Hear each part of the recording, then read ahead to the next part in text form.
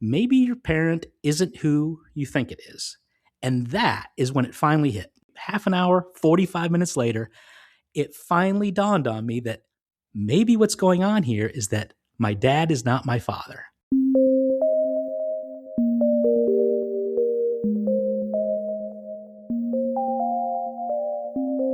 Hello, you are listening to NPE Stories. This is a podcast where NPEs can share their story. I am your host, Lily, and I found out I was an NPE through an ancestry DNA test that changed my life forever. NPE is a term that stands for Not Parent Expected or Non-Paternal Event. This means that one or more of our parents are not who we believe them to be. NPE Stories is a podcast where NPEs can share their story of what their original family was like, how they found out they were an NPE, and what their journey has been like since the day they found out. Hello. Some of you listening have just found out that you were an NPE. And I'm so sorry. This is incredibly overwhelming. For most of us it is. Some of us would even say it's traumatic. But I've also heard people say that this makes sense and that they're even excited about this. I just Googled, "My dad is not my dad," and thankfully the term NPE now shows up in the search results near the top. This is going to be so helpful for you on your journey. That term did not show up for us 5, even 10 years ago. If you have known you were an NPE for a while, you know we have really had to work to grow this community. We've made forums, Facebook groups, social media pages. Now there are books, so many podcasts, and we are finding more and more resources for our community. If you just found out, try Googling, looking around. You will find resources that help you.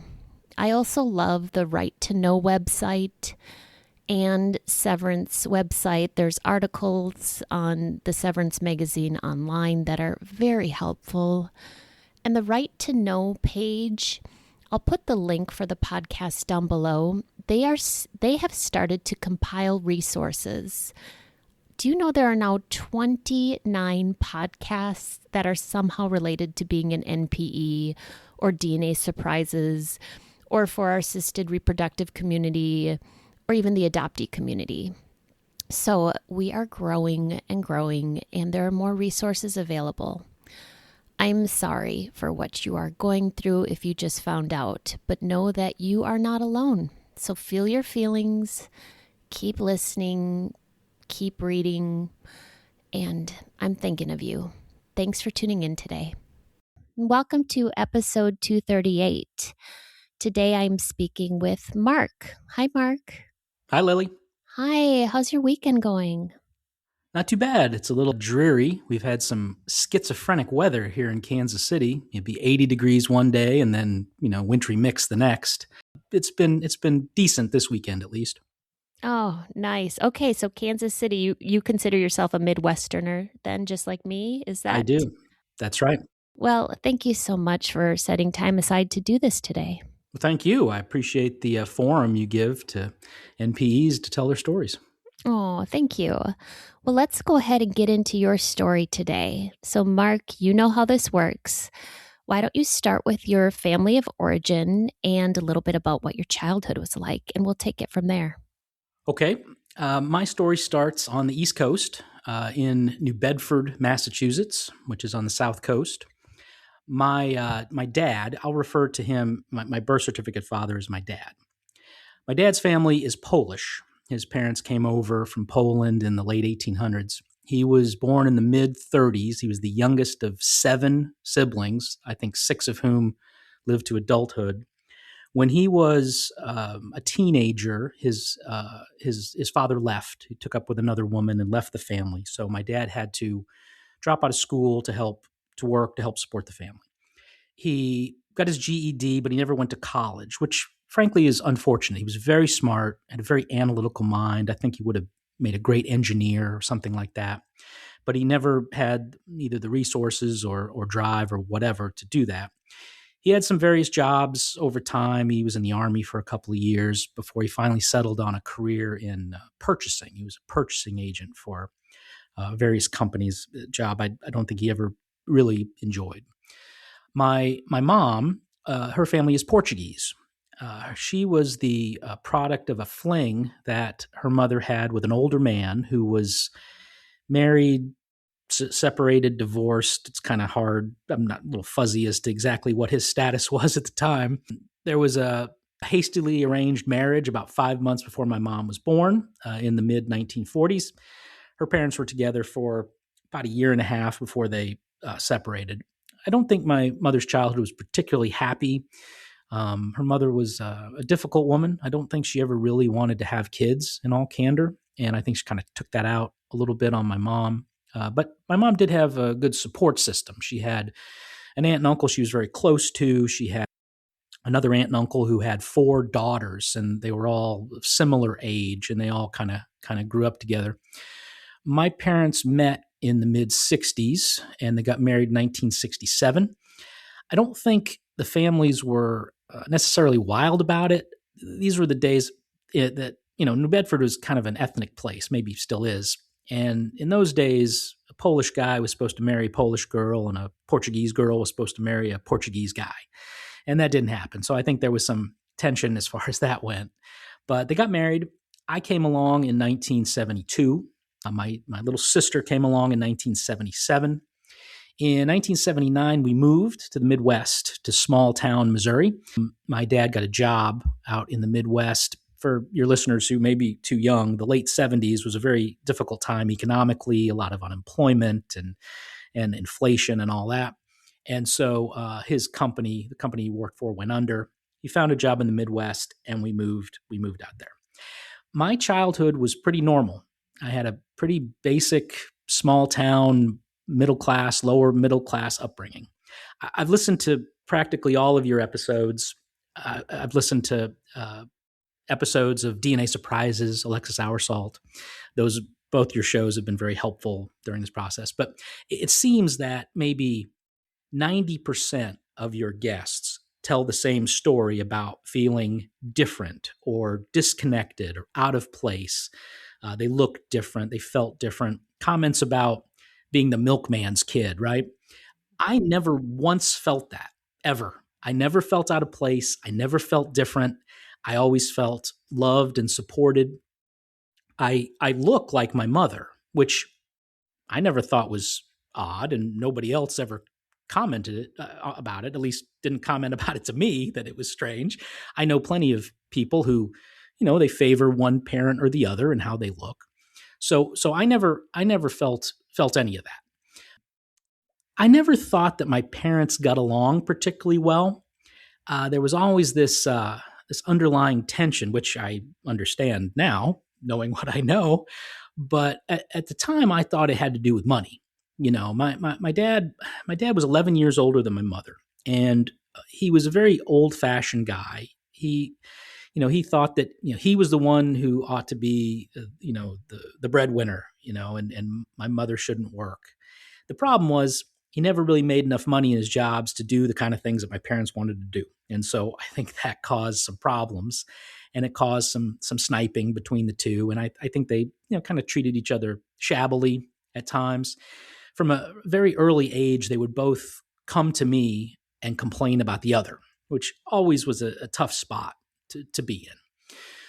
So, as I said, I grew up in this small town, went to high school. I went off to college and to law school. I lived in Chicago for a few years and then moved to Kansas City about 20 years ago, where I live now with my wife and my 2 children. So that's the backstory. It sounds like you never had any warning signs that you were an NPE when you were a child. Zero. Never once. Now I look back at old, family photos and think, that guy looks like he was photoshopped in, but that's a whole other story. But no, I never once suspected anything. How did you find out you were an NPE? So back in 2022, my dad died.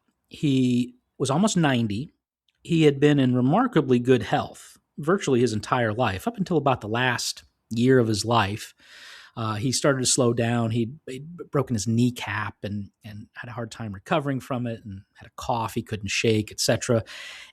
He got sick on a Sunday, and he died on the following Friday, which actually, all things being equal, was probably for the best. I mean, he didn't have to suffer, and it was better probably for my mother too. She's not exactly the cool master of the ship, if you know what I mean. And so it spared her a lot of decisions to make and grief, etc. So after he died, the feeling that I felt most was ambivalence, which was very surprising to me. My dad and I had a very warm relationship. It wasn't exactly close, but it wasn't distant either, if you know what I mean. It was I always felt loved by him and supported and respected and all that. But there was no hero worship. You know how some people seem to hero worship their dads. I never felt that. So I wondered if the ambivalence was just a defense mechanism. You know, if you're ambivalent about something, then maybe you won't be as sad. So I thought maybe that's what was at play. Around this time, late 22, early 2023, I became really interested in Portugal. I had listened to a podcast. The Rest is History is a podcast I like. They had an older series on the history of Portugal, which I found fascinating. And then suddenly Portugal was everywhere. It was in the news, and it was on TV, of people traveling to Lisbon and whatever else. And so I became really interested in my Portuguese ancestry. As I said, my mother's family is Portuguese. So I recalled that when I was in junior high, I did a family history project, in the 7th or 8th grade social studies class. I still have the plastic green binder with the yellowing pages inside of, family tree and a little explanation in my handwriting of who was who. And so I became really interested to learn more about my Portuguese heritage. Now, I had absolutely no interest in the Polish side. And if you'd asked me then why, I wouldn't have been able to tell you the answer. I couldn't, I thought about that in my head, but I couldn't articulate it.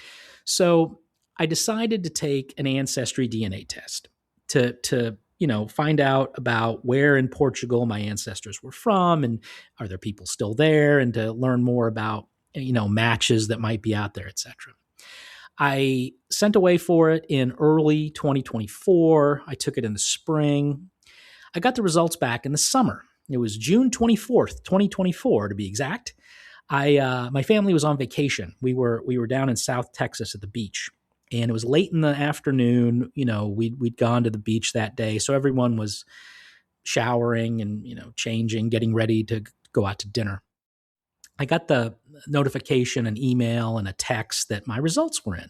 And I sat down at the table, opened my laptop, and checked out the results. And the first thing I went to was ethnicity. And according to Ancestry, I was 86% Portuguese, 13% Spanish, and 1% North African. Now, that's all consistent with ancestors from the Iberian Peninsula. The North Africans, the Moors, they had conquered the Iberian Peninsula, or most of it, back in the 8th century through the 12th century. So, all consistent with life on the Iberian Peninsula.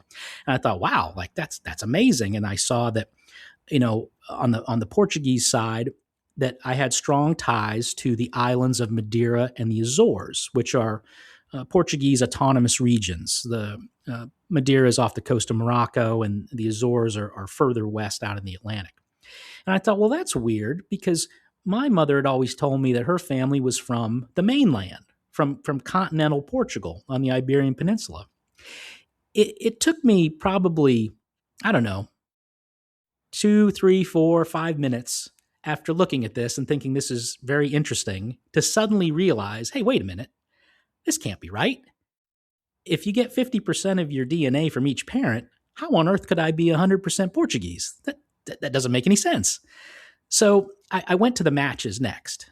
And there were 3, I think the way they break it down is you have close matches, and then you have extended family and distant relatives, or it's something like that. So there were three close matches, people I didn't recognize, no idea who they were.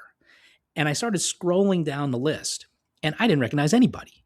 I mean, these surnames, they were all, Portuguese or Spanish, Hispanic surnames. And I didn't know who any of these people were. And I thought, what on earth is going on here?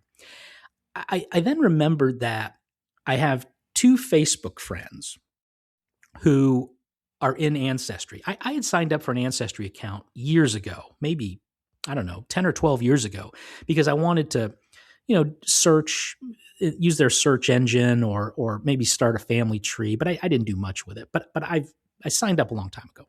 And I knew that I had two relatives, one on mom's side and one on dad's side, who were in Ancestry. So I searched for the relative on mom's side.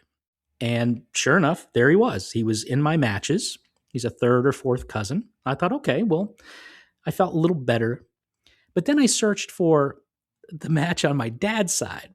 And she has kind of an unusual name. I know she's on Ancestry. I looked in my matches, nowhere to be found. And I thought, this makes no sense at all. What is going on? So I did what most people do at this point. I Googled unexpected DNA result. And this page popped up with like an FAQ, and it had 4 options on there. Again, keep in mind, I haven't put 2 and 2 together. We're half an hour in, and I've not put 2 and 2 together as to what was happening. So I look at this page, and the first thing said, operator error. There's a hair in the test tube, or they screwed up in the lab, or they switched it, or whatever. But I found it hard to believe that half the test would be right and half would be wrong, right? Because it appeared that my mom's side was right, but my dad's side was wrong. The second option had to do with sample size. I don't understand totally the specifics, but Ancestry compares your DNA to samples they have from various places around the world.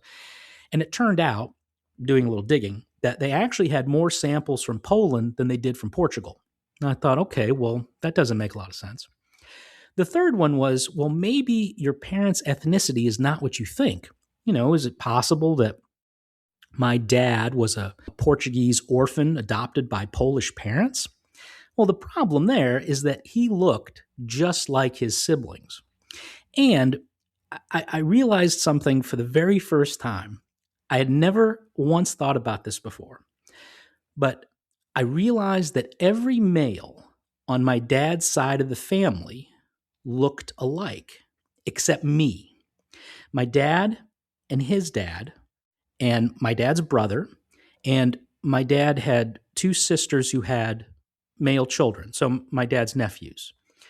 They all looked the same. They were all about 5'10". They were all thin build.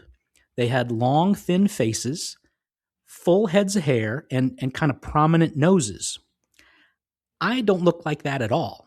I'm about 5'8", kind of stocky, bald.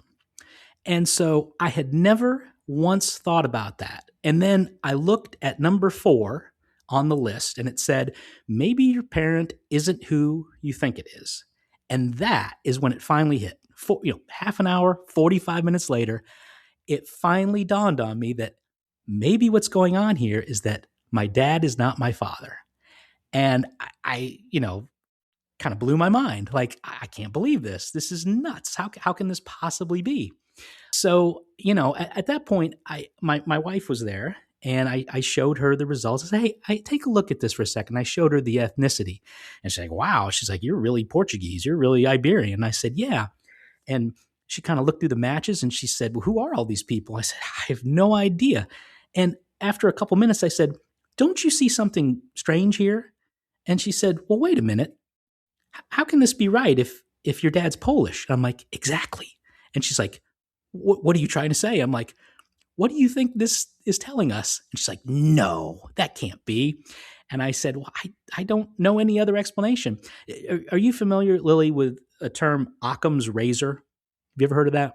Yes, remind me of that. Occam's razor is a logic principle, which says that the most likely answer to a question or solution to a problem is the one with the least number of assumptions, right?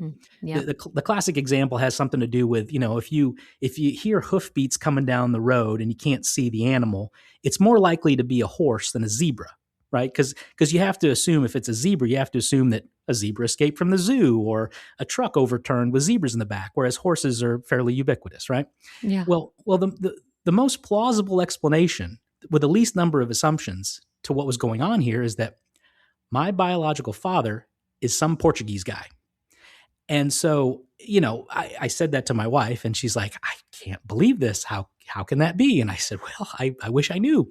So my mother-in-law was on the trip with us, and she is a big genealogist. I mean, she's the type that'll go to courthouses and cemeteries, to trace her family. She's traced her family back to the Mayflower and beyond. So she's really big into this. And so I showed her, I said, hey, take a look at this, would you? And she kind of looked through it, and she looked at the close matches, and she's like, oh, this guy right here, that's really close, like 12.5%. That's a close match. And, she said, well, this says that he's your half nephew. And I said, yeah. And she said, well, you don't have any nephews. My sister she died in the late 90s. She was in her early 20s when she died, and she was never married, never had children.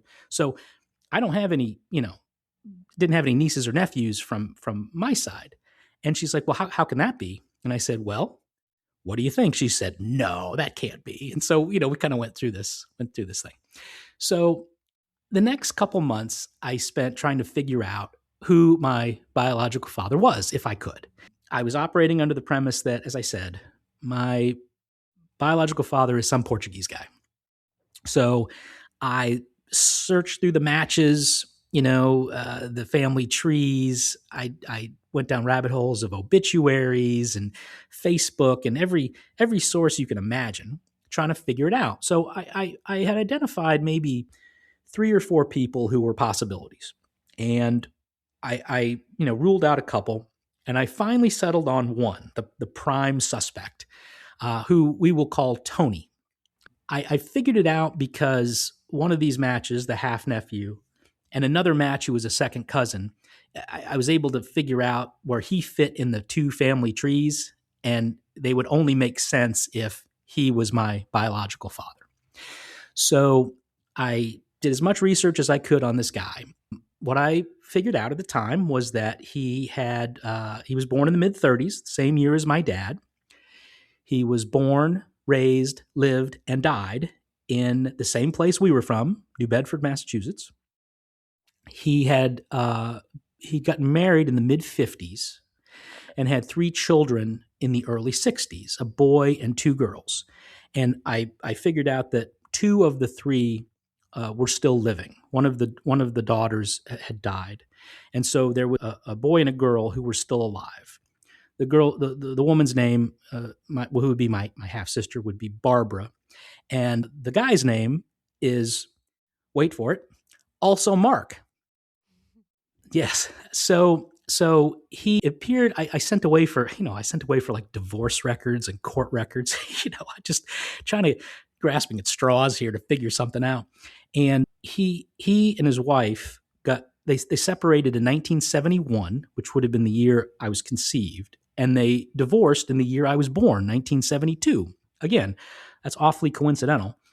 He got remarried in the late 70s or early 80s after he got divorced. He died in 1998. The obituary didn't say of what, but it said something to the effect that donations can go to the American Heart Association. So I assumed it was, heart related, which, my dad, there were no heart related problems in his family, which I'm sure we'll come to. But anyway, so I, at that point, tried to reach out to Tony's family. The 2 children who were alive. They appeared to be on Facebook. I sent messages. I don't think they really are on Facebook very much. There were other nephews, children of their children. The 3 siblings, Tony's 3 other children. They had 6 kids among them. And I tried to figure out if some of them were on Facebook, and I was getting nowhere in terms of reaching out to these folks. So I figured at that point it was time to talk to my mother. So in August of 2024, this was a couple months after my discovery, I went down to talk to her. She is 80, 81 years old, failing health. Dementia is starting to creep in. So I wasn't sure what I was going to get out of this. And I also, to be very honest, I wanted to be sensitive about it. I mean, there is a, set of circumstances where maybe she doesn't know this guy. I mean, maybe, God forbid, it was an assault or something. So I wanted to, I didn't want to be accusatory in anything I said to her. So I went down to see her and I said, look, I need to talk to you about something. I need your help in solving a bit of a mystery. Whatever the answer is, I just want to know the truth. I'm not going to be mad. I'm not going to judge. Nothing like that. I just want to know the truth because I think I deserve to know the truth at this point. And I said, how could it be that I have no Polish blood if Dad was Polish? And she said, well, I don't really understand. And I said, I took this ancestry DNA test. And according to this test, I'm 100% Portuguese. She said, well, maybe you just got all that from me.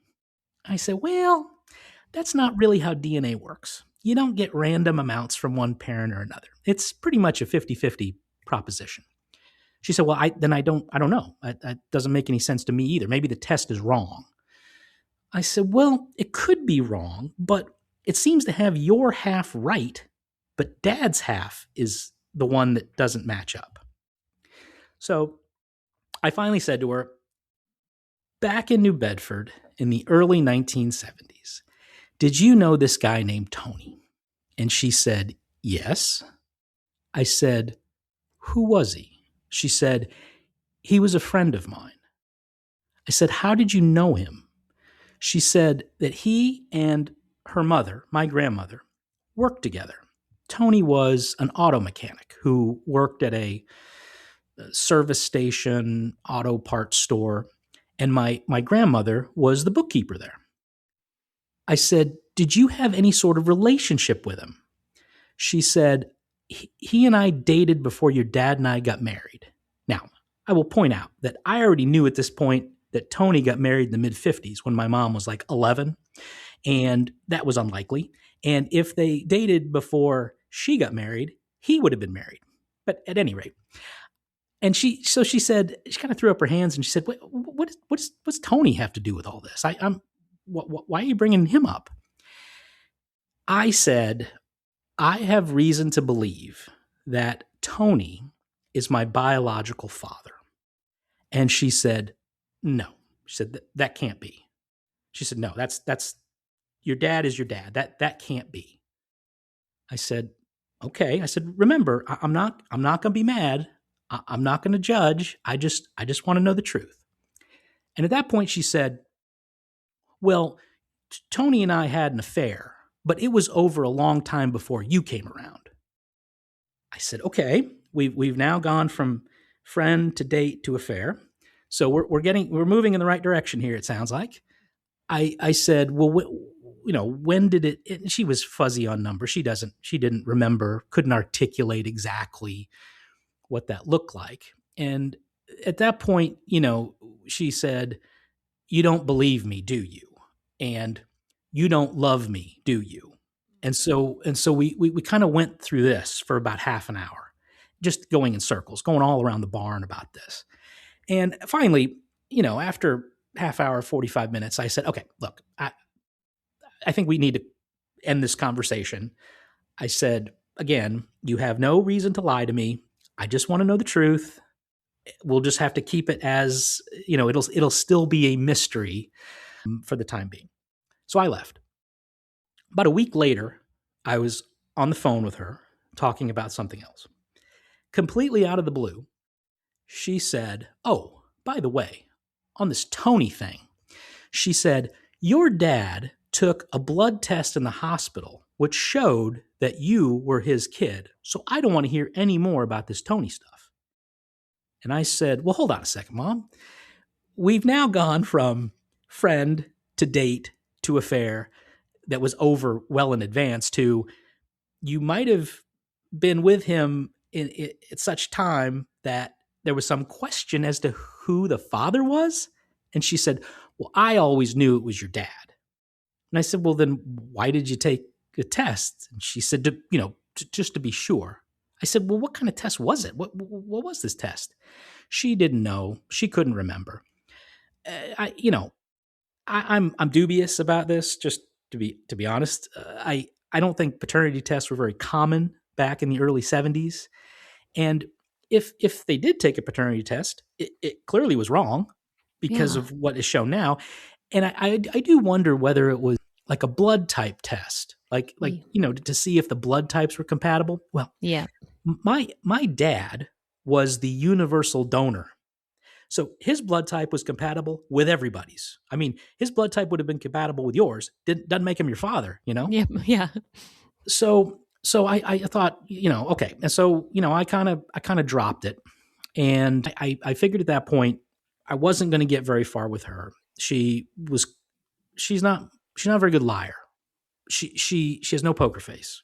She wears everything on her sleeve. So, I know that she's clearly not being as forthcoming with me as I would like. And I figured that was probably not going to change. And the fact that her cognitive abilities are declining is not helping that. So I went back to the drawing board thinking I need to talk to somebody in Tony's family. So a couple months later, finally a breakthrough. In October of 2024, I found a couple of half nephews on Facebook who appeared to actually be active on Facebook. I sent them a note, which basically, those crazy notes that you hear about all the time. We don't know each other, but I think we're related, and I need some information on this guy. Do you know anything about him? That kind of note. And so one of the guys wrote right back, and he said, "Hey, I know who you're talking about. We had no real connection with that side of the family, so I don't know anything about him, but this is all very interesting. Mark, the other Mark, Tony's son, he wrote that Mark has a daughter on Facebook and that she's pretty active, and to reach out to her. So I reached out to Mark's daughter, my half brother Mark's daughter, and same note. We don't know each other. This is going to sound crazy, etc. She wrote right back and said, "Hi, yeah, I'd be happy to talk to my dad." I told her that I had sent him a message on Facebook, and what I'd asked her to do was, could you please show it to him or pass it along or something? She said, "I'm actually going to be over at his house later today. I will show it to him then." So that afternoon, I was at my house. I was at my dining room table with my laptop, and I opened Facebook, and there was a message from Mark's daughter. And the message said, "I showed my dad your note. He wants to know if your mom's name is blank," and wrote the name. Now, my mom has a fairly unusual name, and it was it. And I got lightheaded. Have you ever seen the movie Jaws? There's a scene in that movie where Roy Scheider's like sitting on the beach or in the tower, and the shark's attacking the kid, and he sees it, and the camera kind of rushes up on his face, so you can't really tell if like he's moving or the camera's moving. That's how I felt. It just like the camera was zooming in on my face, and I was totally lightheaded at the time. It was the damnedest feeling, honestly. So I wrote back, "Why, yes, that is her name." And I should also say I hadn't told her or him what her name was. So she wrote back, "He remembers your mom, and he also remembers your dad."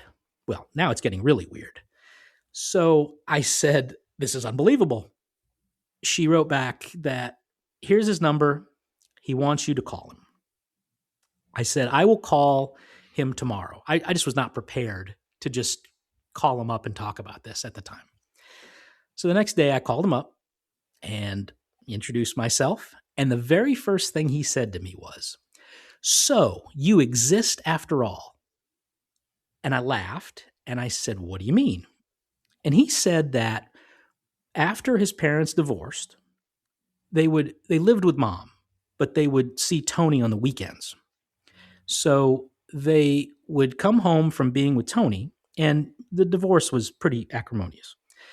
So the mom would say to him, you think your dad's so great. Well, he had a baby boy with another woman, and they named him Mark too. What do you think of that? Oh, wow. And and he said, I always thought that she was lying because she hated Tony and she was just trying to get back at him. But he said, apparently she was telling the truth. And I said, well, my God, I said, I'm sorry that I, caused problems here and all that. And so we had a very nice conversation, about, his upbringing and Tony and some family history, health history. And he sent me some pictures and I sent him some pictures. And we both, kind of marveled at the fact that my parents named me Mark, even though they knew of him. The way he told it was that they'd go over to, this would have been like early 1971. He would have been, 10, 11 years old, something like that. They would go over to Tony's house and my mom would be there. And she was, he said she was very nice, she was young with dark hair, pretty, very nice to us and, would hang out with us, talk to us. And he said, she was over quite a bit. Like we saw her quite a bit. He said, and there was one time when your dad came over that he wasn't very happy and it was very tense. And he said, I don't think there were any punches thrown, but it was a very tense situation with a lot of yelling. And I said, this is just unbelievable. I can't even believe that this is this is going on. But so we had a really nice chat, and we've kept in touch since. We talk on a regular basis and text each other and all that. At that point, a couple months, within a month or two after that, I wanted to try to get some information from my side of the family. I had mentioned earlier that my mom had an aunt and uncle who had 4 daughters. And there's one in particular that she's closest to and who's come to visit her a few times in the last few years and all. And I had actually sent this cousin a text the day I got the results back. I don't know why I did. It was, one of those things where you just kind of do it. I texted her and said, hey, how you doing? I took this DNA test and I got this really weird result. It says I'm 100% Portuguese. Like, what do you make of that? And her response was something kind of like, that's strange or something to that effect. And I thought, reading between the lines that maybe she knew more than she was letting on, So I decided, this was around Thanksgiving of 2024. I decided to give her a call. And so I called her up and I said, hey, I need to talk to you about the past. I'm going to tell you everything that I know. And I would like for you to tell me whether you know anything about this. So I recounted the entire story, exactly what I knew, everything I've told you essentially. And I said, so do you know anything about this? And she said, yes. She said, I know all about Tony. We all know all about Tony. And she then told me the following story. She said that after my parents had gotten married in 1967, the first few years were not great. They were kind of rocky. They were having some problems, some, financial problems and stuff like that. And at some point in time, my mom took up with Tony. She recalls being over at her house. So, it's aunt and uncle and the 4 girls. They're all at their house. My grandmother shows up one morning and says that my mother is having an affair and she's leaving my dad. And they all go over to my parents' house to pack up my mom's stuff to move her into an apartment. And I'm listening to this thinking, my God, like I've never heard this. I've never even dreamt of this, this just can't even fathom it. And they went over there and they packed up her stuff. And as they were leaving, my mother wrote a note on the side of a brown paper grocery bag telling my dad that she was leaving and left it on the kitchen counter. And it's that piece that's just like the chef's kiss, right? I mean, that's like, you can't even make that stuff up. If you saw it in a movie, you wouldn't believe it. So she moved out, and here's where it gets a little fuzzy. At some point, she found out she was pregnant. Things with Tony didn't work out. And sometime around the time I was born, her and my dad reconciled, and she moved back into the house. Now, what I don't know, and what my cousin doesn't really know, and something I probably will never know, though I would really love to know, is what the hell happened between the time she found out she was pregnant and the time she moved back in. I mean, what did they know, or what did they not know? My cousin seems to think that they didn't really want to know the truth. Like, they didn't really want to know who the father was. And she disputes this blood test thing. She'd never heard this blood test story before. But I wonder, when you don't know something, you kind of create your own narrative. Like, you sort of you kind of make up your own storyline, or your facts to maybe feel better about the situation. I can certainly see a set of circumstances in which Tony, who was not exactly winning Father of the Year awards, he was, as my half brother says, he liked cars and girls, and was a bit of a playboy. Had a lot of young girlfriends in the 1970s, and my guess is that he didn't really want a fourth kid, and 3 was enough.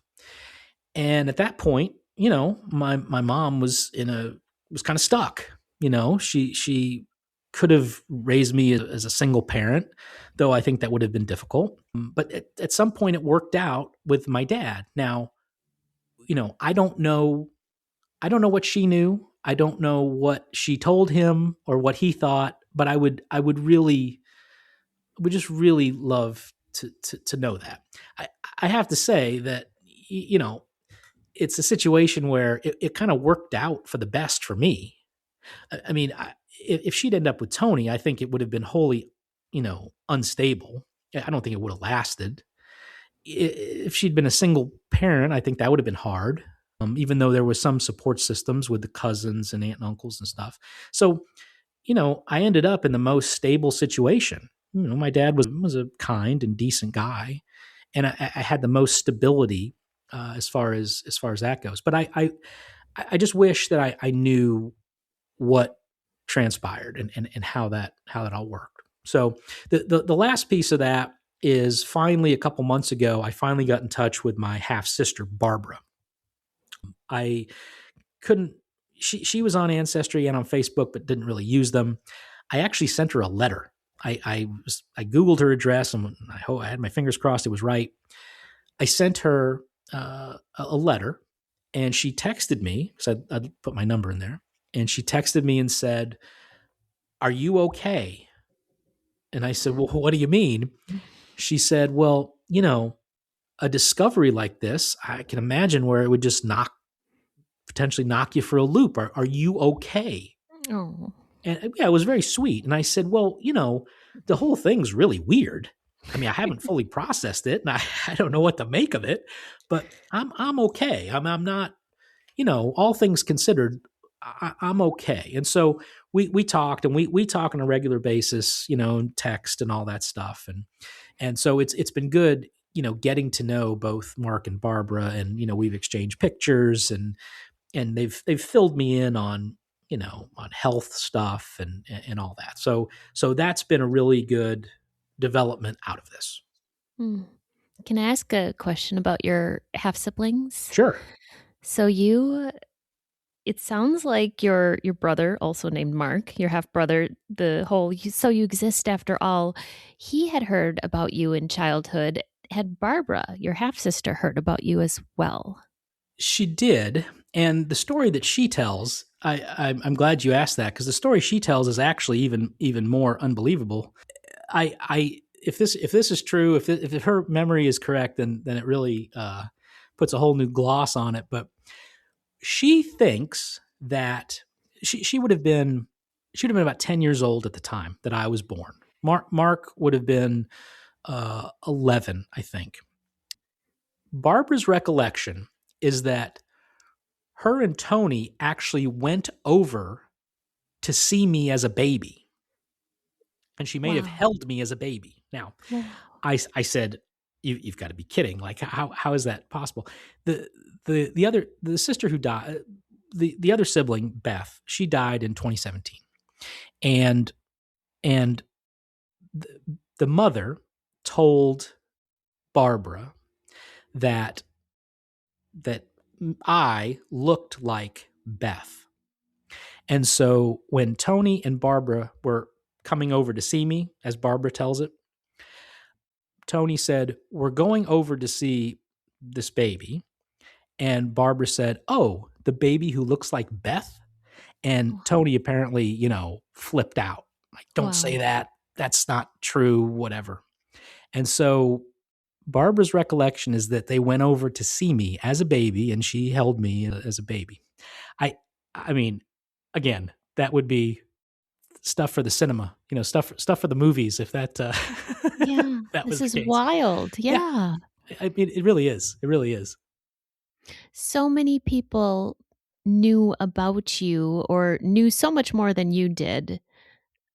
Uh, your mom's cousins, I guess they were, the people that helped pack her up, and how interesting. So yes, it sounds like your parents chose to live like in a denial, like we're not going to look too much into this.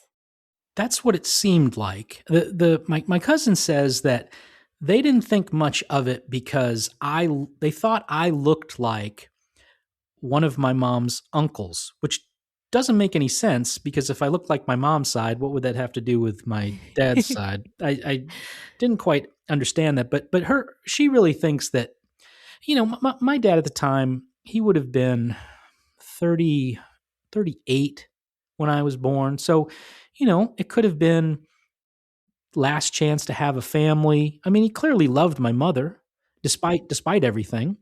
And, it could have just been that's what you do, you be the bigger person and you do it.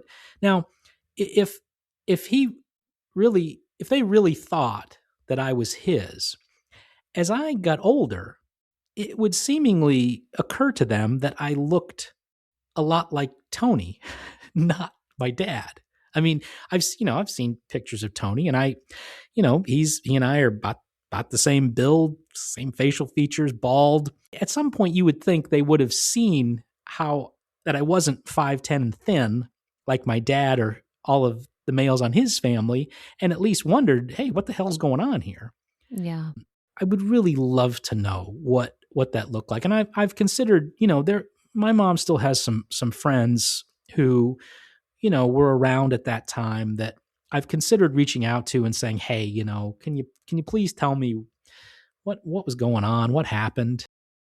I've sort of resigned myself that I probably will never know, but I would still love to know what that looked like. What happened there. Yeah. Did you find out how Tony passed, and was it heart related? It was heart related. I don't, my understanding is he didn't take very good care of himself. He smoked and he drank. He had diabetes, which, runs in the family, runs in my mom's family too.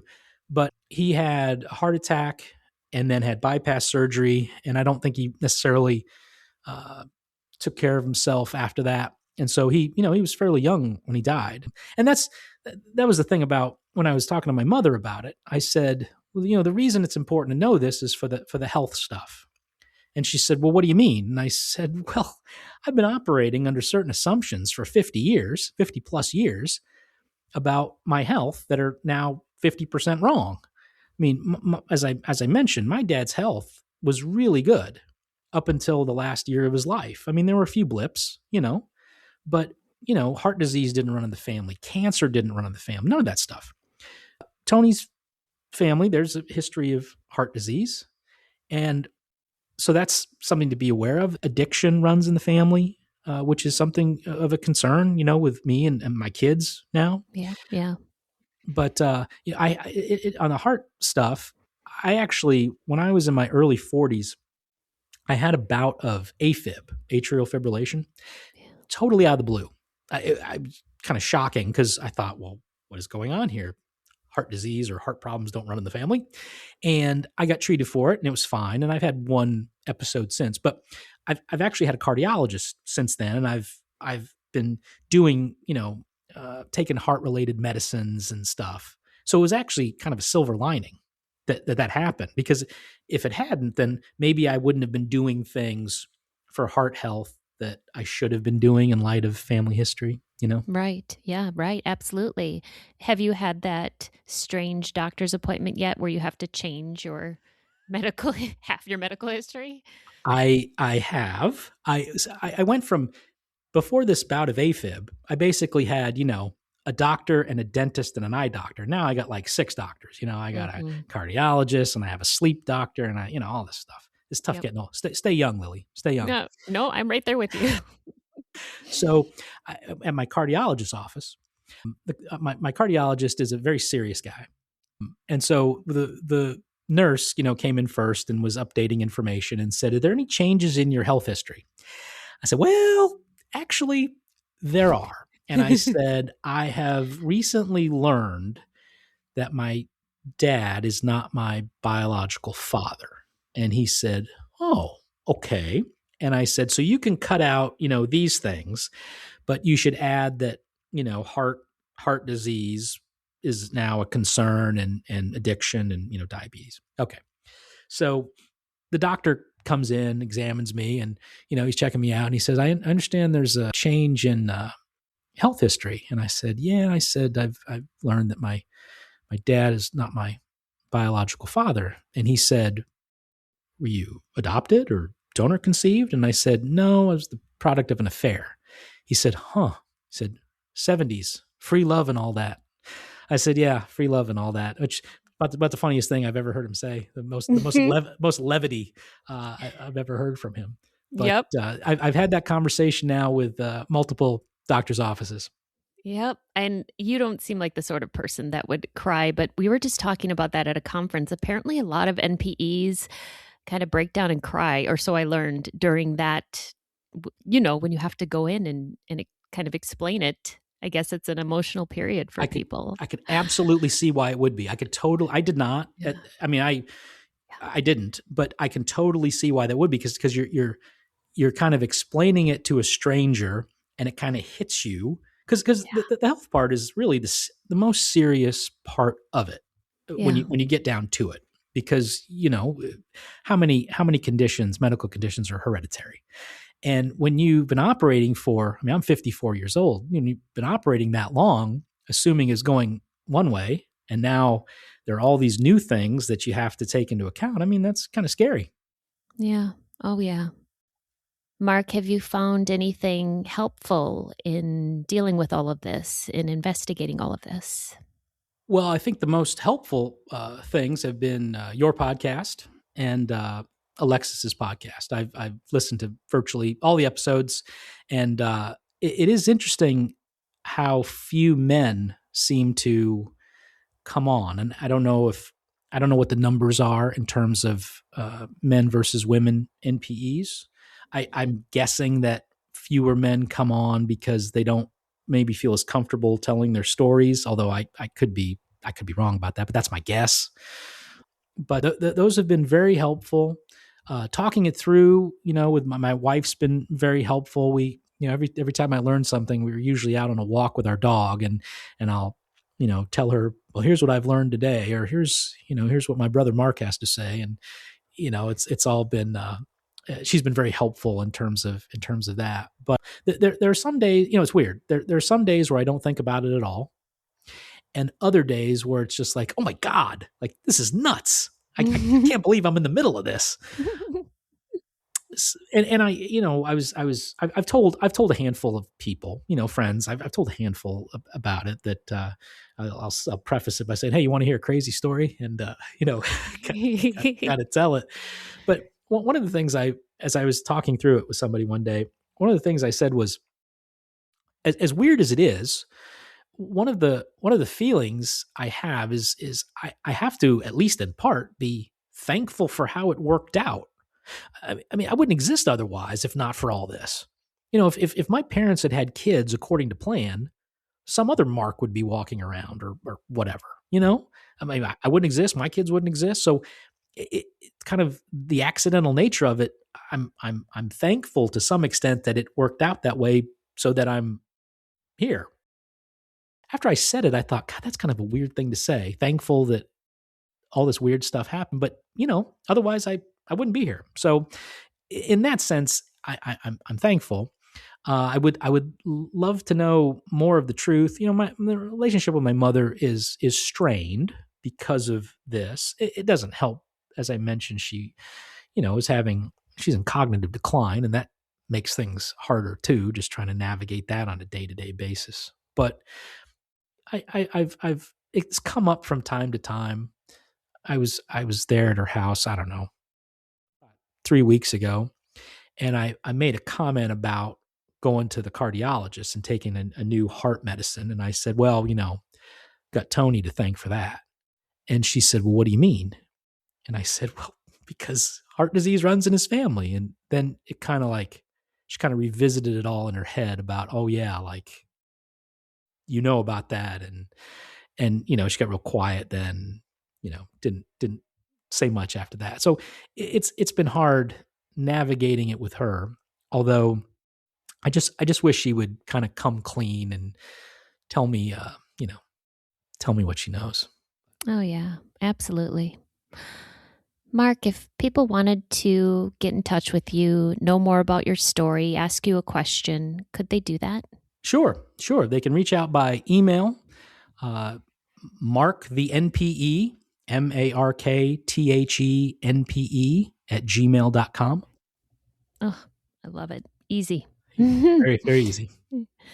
Mark, thank you so much. Speaking about being grateful and thankful, thank you for sharing your story today. I've just really appreciated listening to you. Well, thank you for the opportunity, Lily. These stories are here for us to identify with. If you are an NPE and would like to share your story, email npestories@gmail.com.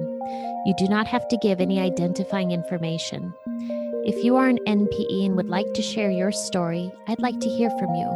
Subscribe to this podcast to hear more. Come heal with us.